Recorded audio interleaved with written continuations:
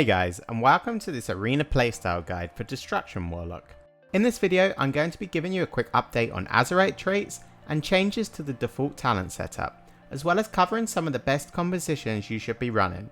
Finally, we're going to be going over your general playstyle and goals in arena as a Destro lock.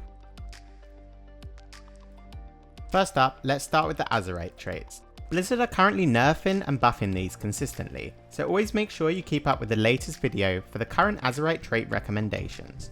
Your talents should primarily look like this, opting to choose between Nether Ward, Entrenched in Flame and Foulfisher for your last two PvP talents.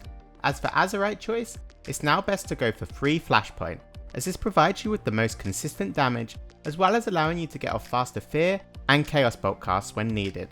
However, if unable to get free Flashpoint, having one Chaotic Inferno and then any of these traits are a much weaker but still adequate alternative, with your stat priority still remaining to be Haste, Mastery, Critical Strike and then Versatility.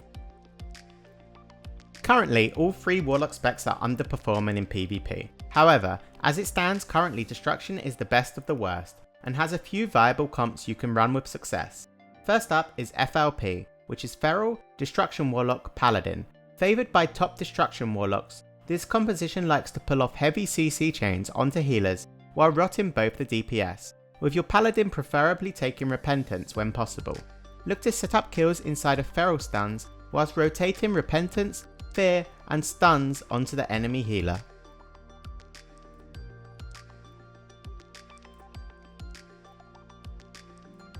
Next up is Mage Lock Healer. Played preferably with a Resto Druid or Holy Paladin, this composition looks to do heavy PvE damage whilst rotating Polymorph and Fear diminishing returns to survive and to secure kills, looking to set up kills inside of a Bash or Hammer of Justice with Frozen Orb and Chaos Bolt. When playing this composition, bear in mind it's often better to take Demonic Circle as Mortal Coil is on Polymorph DR. Lastly is Assassination, Holy Paladin, Destruction Lock. This again looks to set up kills inside of Kidney Shots.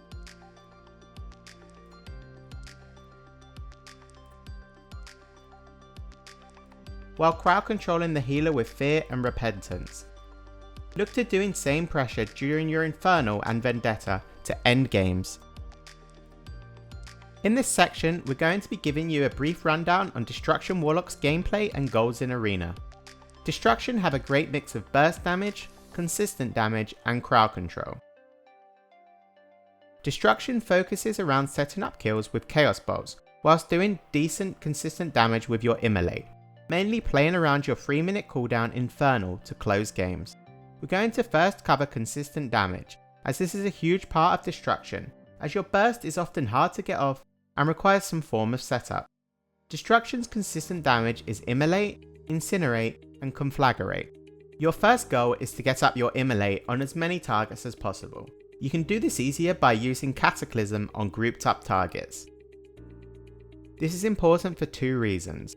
First, it will start to create pressure as your Immolate will also proc your Flashpoint, making your Immolate in turn tick faster. This creates good spread pressure. Secondly is that your Immolate not only will tick faster, but also start to generate Soul Shard fragments faster, meaning in turn you can cast more Chaos Bolts. Once you have your Immolate up, it's then time to use Conflag. Use this frequently as to not cap on charges, as each use of Conflag will generate you 2 charges of Backdraft, which in turn reduce the cast time of your Chaos Bolt and Incinerate by 30%. On top of that, also they root your target for 3 seconds when playing with Entrenched in Flame, which also allows you to more easily land casts. Once you have Immolate up and a Backdraft proc, you should start casting Incinerate. This deals some average damage and also helps to generate Soul Shards. Also remember when you have Havoc up, both your Incinerate and Conflag will generate double the shards, so look to utilise this window for increased shard generation. Now we know how to deal consistent damage and build up shards, let's now get into bursting, as the huge bolts and insane burst is why we all play Destruction. Your main burst ability as Destruction is obviously Chaos Bolt. Everybody knows this, but there are so many other factors you need to include when bursting as Destruction. Infernal is your main cooldown, It's on a 3-minute timer and generates 1 fragment every 0.5 seconds. Thanks to our talent selection of Grimoire of Supremacy, during Infernal you want to maximise shards spent whilst also getting off Chaos Bolts, as each shard spent increases the damage of your bolts by 8%. The best way to burst is to find a balance between dumping soul shards on Rain of Fire to increase your Chaos Bolt damage by 24%, and then maximising this ability by getting off as many Chaos Bolts as possible, making sure to not waste the soul shard generation from Infernal. During your Infernal window, you want to also use your Dark Soul, Instability, and any form of on-use trinket when you are able to get a secured Chaos Bolt cast off. Bear in mind your main goal is to get as many Chaos Bolt casts off as possible, and there are a few ways to increase the chances of this. First is the Havoc Coil. This involves putting Havoc onto one target, best done via a focus macro, and then to coil your main target. This crowd controls 2 targets at a time, allowing you a higher chance of getting a Chaos Bolt cast off. Secondly is Shadow Fury. This is a short AoE stun that will allow you to get a Chaos Bolt cast off during its stun duration. You can also use your Nether Ward or Unending Resolve to immune kicks.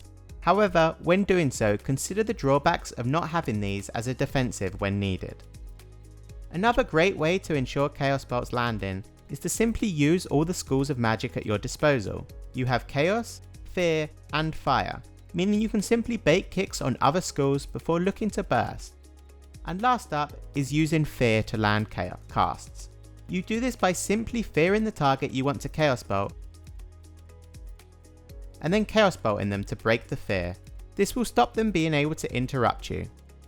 However, take into account it's also best to set up these burst windows with your partner's crowd control and stuns to give you your best chance of landing the bolts. And always remember to make sure to have a charge of Backdraft before Chaos Bolting, as this will reduce its cast time by 30%.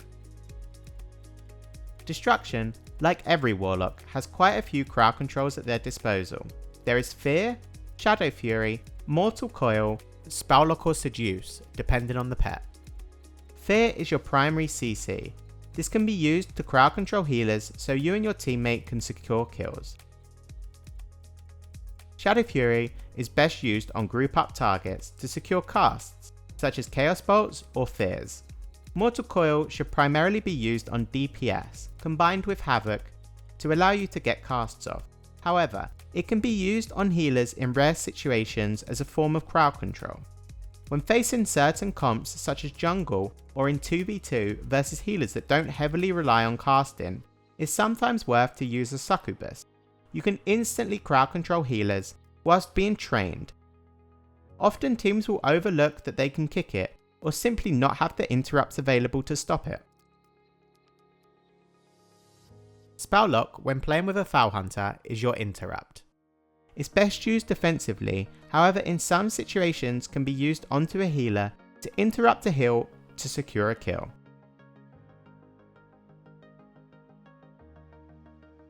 As for defensive tools, you have Nether Ward, Unending Resolve, and Healthstone, as well as Gateway, as your 4 major defensives, as well as the defensive usage of Fear and Spelllock. As Destruction has next to no mobility, rotating these wells to survive is paramount. Nether Ward is best used against casters to avoid high burst damaging spells, or to simply survive against magical damage effects. As you can see here, the enemy Boomkin pops his Incarnation. Arachos then uses his Nether Ward instantly to reflect the incoming Star Surge as well as Lunar Strike. Unending Resolve is your strongest defensive, on a 3-minute cooldown. You should use this when under pressure and need some form of damage reduction. During this time you are also immune to kicks, so look to utilise this time by either counter pressuring or peeling with Fear. Fear is a great tool at enabling either you or your team to survive when your team is under pressure. As you can see here, the Warlock's Feral is under pressure. He spends this time fearing the Rogue and then swapping it to the Mage, enabling his Feral to survive the swap. Healthstone gives you 25% of your health back. You can use this as a tool to survive situations where you might otherwise die. Take here for example, Azeroth gets bombed on. He uses his Healthstone to survive the pressure, as his healer is unable to heal him whilst inside the bomb. Gateway is also an amazing tool when used correctly. Use it in dire situations to kite your opponents, or to reset and get away, allowing you to survive. Mortal Coil is very situational. You can use it either defensively for the 20% heal, or aggressively to get casts off, depending on the situation. Okay guys, that just about wraps up this gameplay guide and trait update for Destruction Warlocks. Be sure to plus skill or leave a comment if you enjoyed.